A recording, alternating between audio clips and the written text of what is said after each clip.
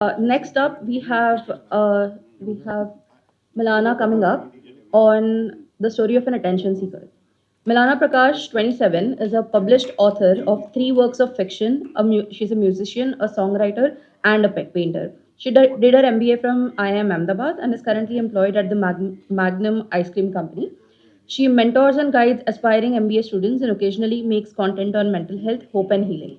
She lives with bipolar disorder, and we are very eager to hear this youthful voice share her fascinating journey. Can we have a big round of applause for Milana? Okay, hi everyone. Thank you. So I'm Milana, an attention seeker, a dramatic woman, and a 5-year-old trapped in the body of a fully grown adult. This is not how I would normally describe myself. It's honestly very unflattering. But these were the words that were ascribed to me by a psychiatrist I visited at the age of 20. This was a man with almost 30 years of experience.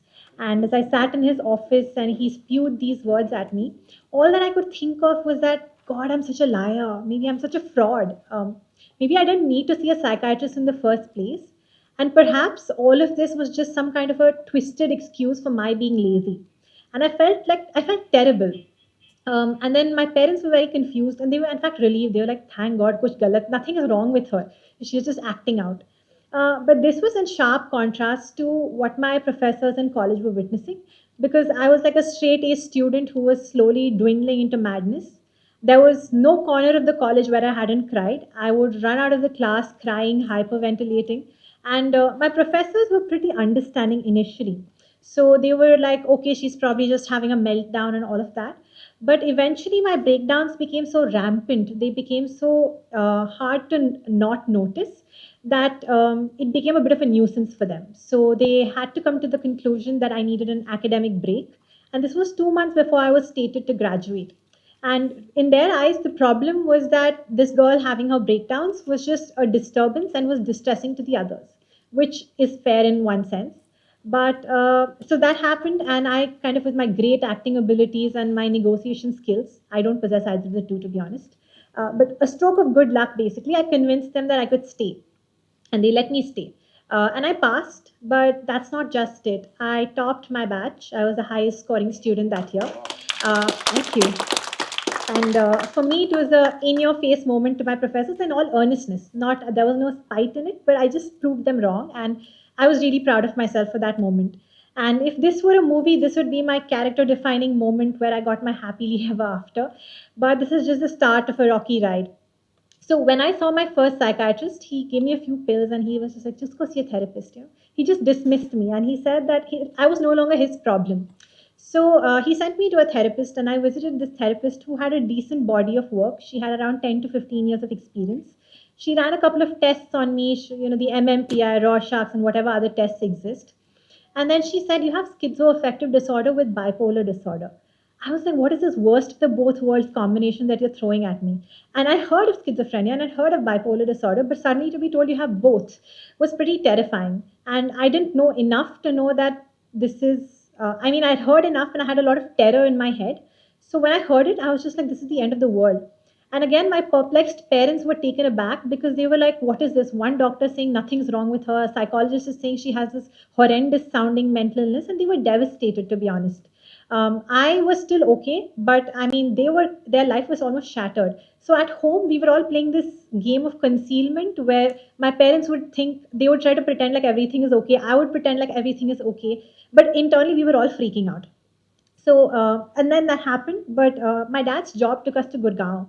And Gurgaon was a game changer for me because for the first time I met a psychiatrist who was neither in a hurry to dismiss me or diagnose me. So he watched me through the motions. I met him almost every week or once in 2 weeks.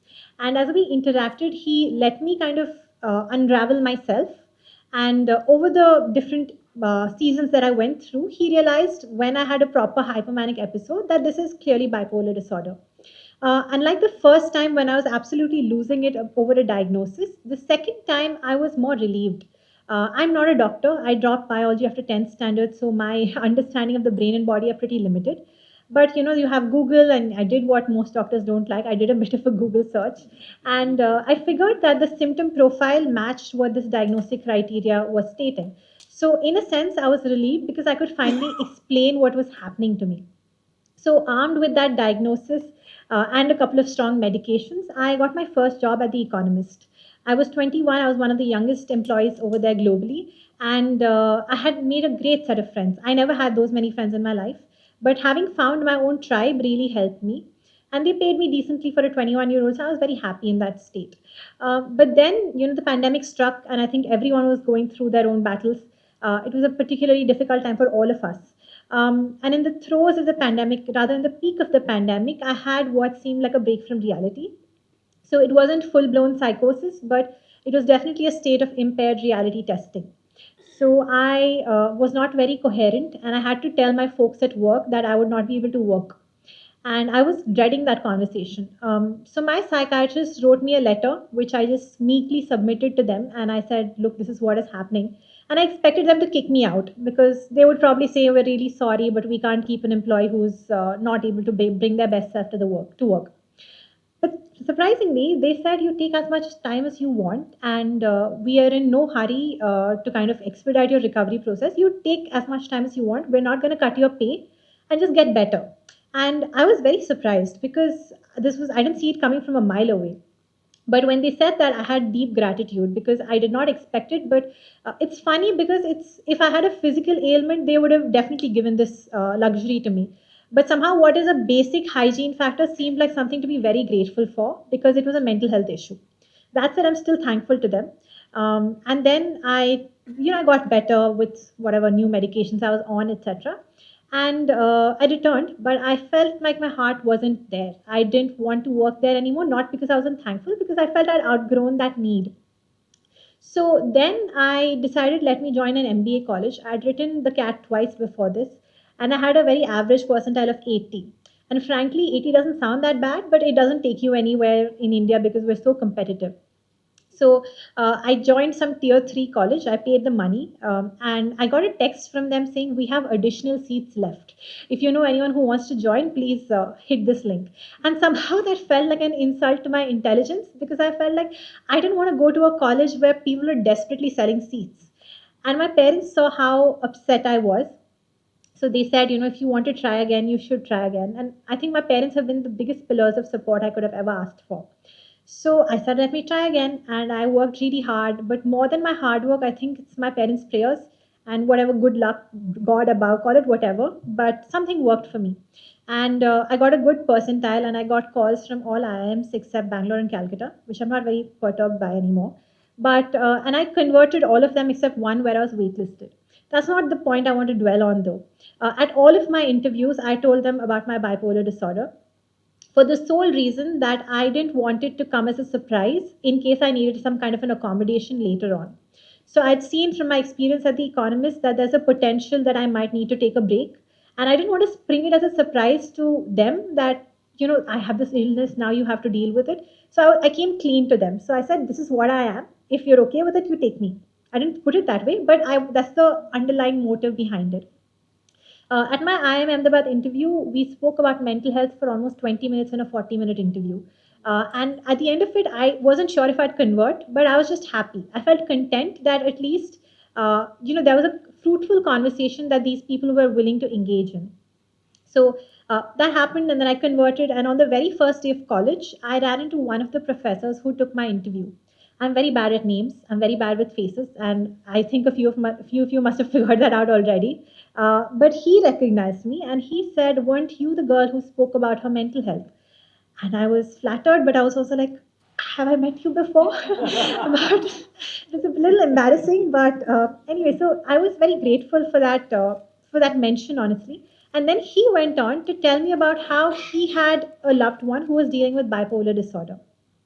Now, this is where my mom and I fight a lot because even when I told her I'm speaking at this conference, she said, "Don't disclose too much. People will find out about your weakness, and then they will exploit it." And I know she's coming from a place of good intentions, but I believe that when you are vulnerable to someone else, it gives them the space to be vulnerable as well. And someone has to initiate that. Maybe when the other person is not willing to open up, if they see me opening up, they might feel comfortable enough to talk about something that's plaguing them.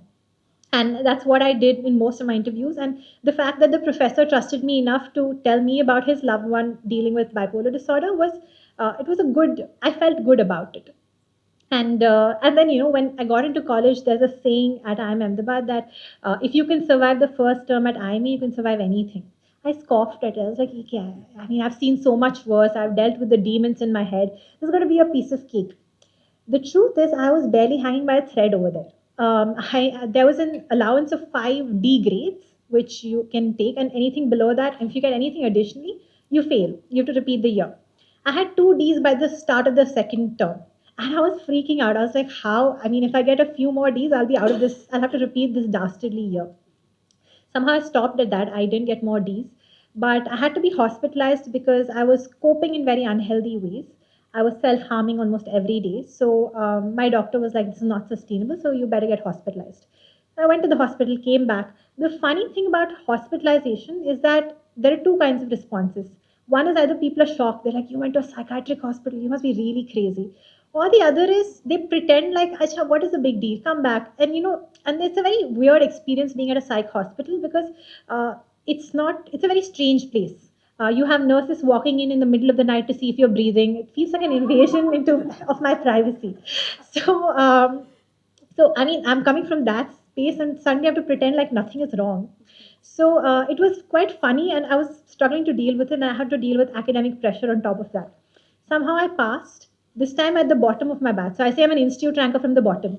But I wasn't too sad about it because I knew how hard it was for me. So I was just grateful that, Chalo, I've gotten through this year somehow. And the second year was much easier because I had a great support system. I have a lovely partner who was supporting me. And I'd figured out how to rig the system. I knew that this is how to work smart. Working hard is not going to take me anywhere in this program. So I understood how to hack the system and I passed at the top 25th percentile of my batch, which I was really happy about. So this is a broad, this is what my life has been like so far. And then after that, I went to Accenture Strategy and Consulting. I did not want to do consulting, so I thought, let me self sabotage this interview. Let me tell them it's a consulting job, right? And people in consulting expect you to be like dealing with high pressure, etc. So I said, I'll tell them about my illness. They'll kick me out anyway. So I told them at the interview as well. And this woman had such a beautiful response. She said, the interviewer rather, she said, I don't care about your limitations. What I care about is what you bring to the table. And I was very touched. I was like, these people are being so nice to me, so let me accept the offer. So I did. And I worked there for over a year. And I figured out I didn't like it. And I got hospitalized twice in between the current job I'm at and Accenture. Again, I had the same experience at the hospital, very strange people walking in, or walking out, five therapists wanting to talk to you, like, they want to know the same story over and over again. I was tired of regurgitating, ki, this is my life, this is what has happened, etc. But I suppose it was necessary in that moment. So I'm grateful that I got the help I needed. But the bigger thing I want to talk to you about today is that look, I have done nothing earth shattering or groundbreaking. There have been two doctors who've spoken before me, and I've blown away the kind of expertise they brought to the table. I've done nothing like that. The three books I've written exist in the cosmos of Amazon. No one has read them. There are three reviews, two by my parents and one by somebody else. So. Uh, so, like, I haven't achieved much yet, and I hope at some point I do something better. But I think I just wanted to talk here because I made the best out of whatever circumstances I found myself in. And this wouldn't have been possible if it hadn't been for the kind of support system I had. And Dr. Sachin spoke about caregiving, right? And I think I've lucked out massively in this regard because my parents have been so supportive, and they weren't like this. When I first got diagnosed, they were clueless, they were lost. But I think over the years, they made the efforts to kind of get psychoeducated. And the truth is, they still don't understand. And a lot of times, I can see the pain in my mom's eyes when I'm crying, and the helplessness that she finds herself in. But I think over the years, they've moved from denial to acceptance, and they've kind of figured out that this is a passing phase. This she will cry, but she will bounce back somehow. And if she doesn't, we'll be there to pick her up. And that's the most I can ask out of them. And I know that not a lot of people have the kind of good fortune that I've had. And when I first got diagnosed, I felt all alone. And I felt like it was the end of the world, even though it was a wrong diagnosis. Schizoaffective felt like a very heavy thing to handle on my own. So I reached out to someone on Twitter, now called X, and this stranger on the internet who had shared her story. And I was watching her thrive at her career. So I said, "Can I please speak to you?" And she was very kind. She gave me her number, and we spoke for almost an hour. And listening to her, I felt like I didn't have to crush my dreams. And it sounds a little dramatic, but when I got the diagnosis, I felt like I've lost my ability to dream, that there was nothing left in life for me. I was like a corpse, like a living corpse with a beating heart. But hearing her story planted the seed of hope in me. And one of the reasons I talk so much about my story is it comes at the cost of being an attention seeker. So I think in that regard, my first psychiatrist was right. Maybe I am an attention seeker.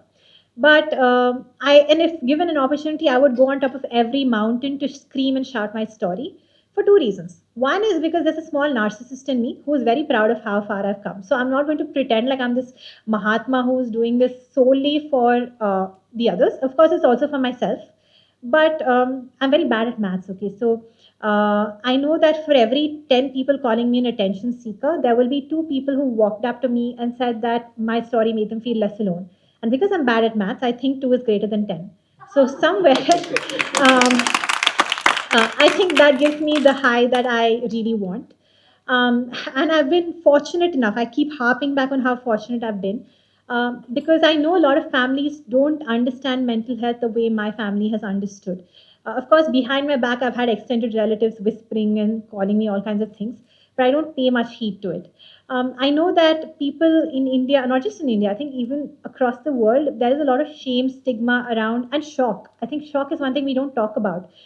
Shame and stigma, of course, is the common; those are common adjectives associated with mental health. But there's a lot of shock when you tell them that you have a mental health condition, especially if you're fairly functional. Because then they're like, "I didn't expect this from you." I mean, what do you mean by that? I mean, it can happen to anybody, right? So the shame, stigma, and shock are rampant, and I think people also attribute mental health to all kinds of conditions. One common question I get is, "Did you witness trauma in your life?" I'm like, "Did something bad happen to you?" I'm like, not of course bad things happen to a lot of people, but in my case I've been again very fortunate that it's just some kind of wiring in my head that went awry. I've had a decent childhood and all of that. But what irks me is that somehow they want to attribute a cause to everything. Why can't you just accept that I'm struggling with something and figure out how to help me? Why do you want to get into the details of what went wrong, if you want to call it? And then people attribute it to black magic being done, not with me, but I've heard stories. People say someone has done kala jadoo on her or him. That's why they're struggling. So all kinds of random stuff. I think it has to be treated clinically and compassionately, both together. And it's very hard to find a mix of both, because either people will dismiss it like my first psychiatrist did, or they will make a big brouhaha out of it the way my first psychologist did. And she also misdiagnosed me, which is unacceptable, to be honest. But whatever. I used to run a community called BPD Humans, which is for people with borderline personality disorder. And you might wonder, why am I bringing borderline personality disorder at a conference on bipolar disorder? This was something I was wrongly diagnosed with at one point. I've had a long barrage of wrong diagnoses, by the way. So I used to run this community with my co-founder, and we used to host support group sessions that were free of cost. We used to have a mental health professional who used to facilitate them. These were online, and we went strong for almost 20 months. But then we had to shut the community because we lost a community member to suicide, and it was a very difficult time for us. And if you know something about borderline personality disorder, you'll know that it's a high risk population. They have a higher risk of suicide attempts, ideation, and completion sometimes.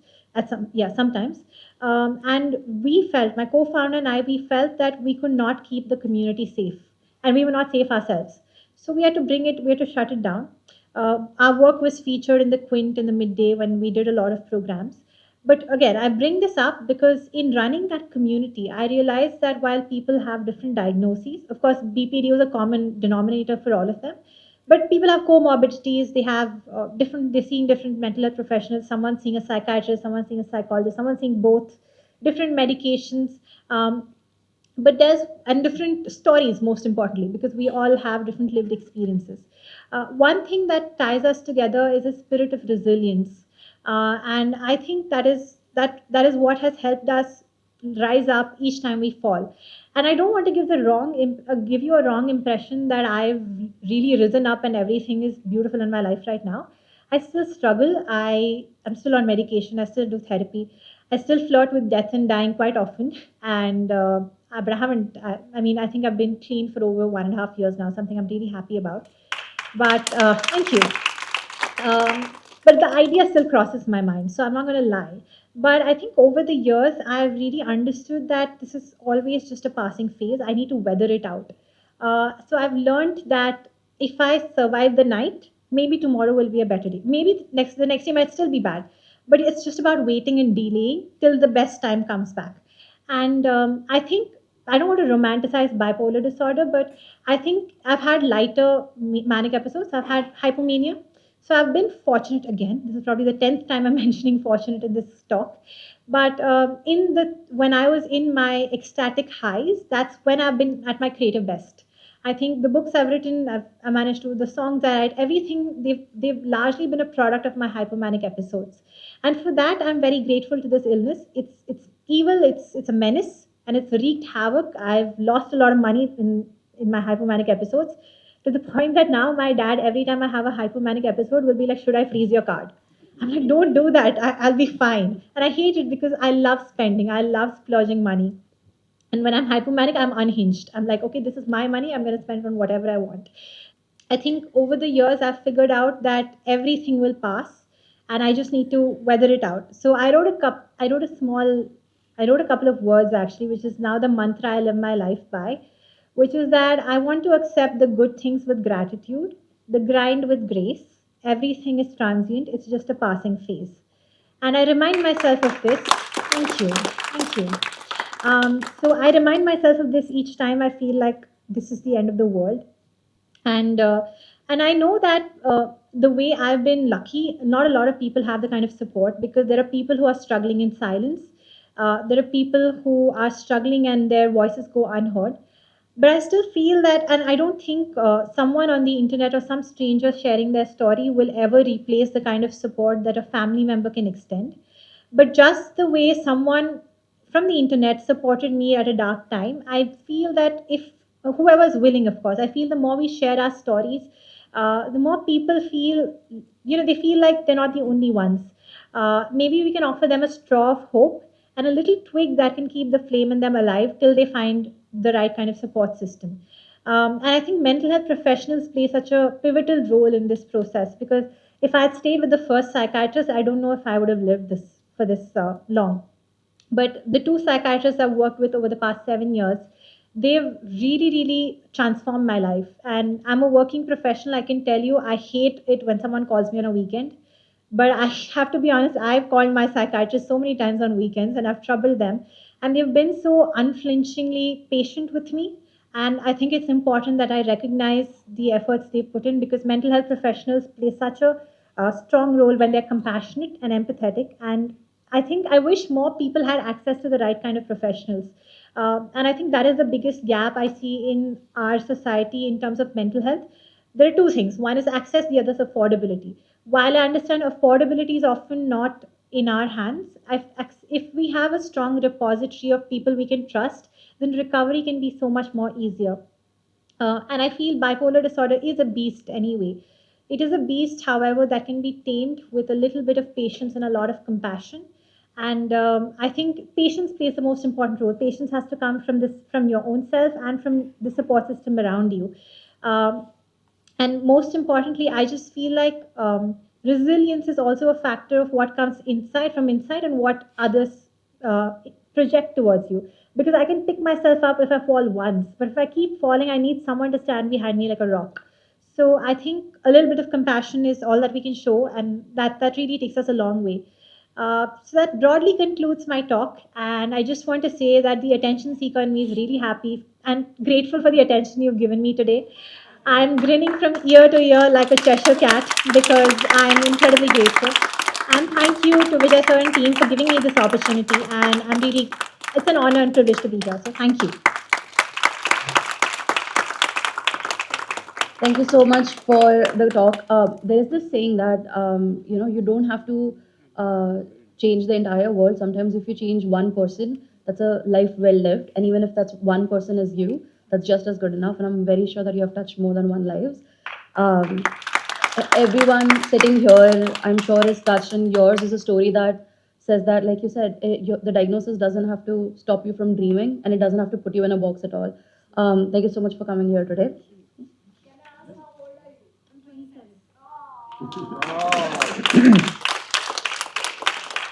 Thank you so much to the attention seeker, young attention seeker. I hope my maths is right. Yeah, 27. Yeah, all right. May I call upon Amitabh ji? Are you there in the audience? A keen professor might be seeing a potential student in you.